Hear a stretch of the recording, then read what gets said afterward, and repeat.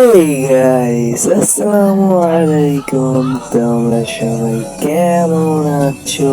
আশা করি ভালো আছো। তো তোমাদের জন্য নিয়ে আসলাম শাহিন শাহ।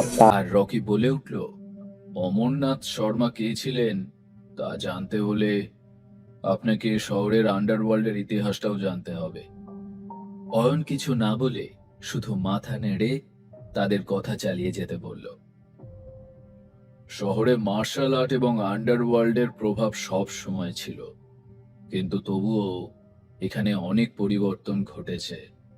বিভিন্ন গ্যাংয়ের হ্যালো এভরিওয়ান, তোমরা কি ছাত্র জীবনে বেকার? তাহলে এখনই দেওয়া আছে উপরে হোয়াটসঅ্যাপ নাম্বার, ওই হোয়াটসঅ্যাপ নাম্বারে তোমরা যোগাযোগ করো।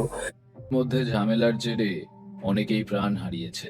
শুধু তাই নয়, আশেপাশের এলাকাগুলোতেও যথেষ্ট প্রভাব এখানকার গ্যাংগুলোর।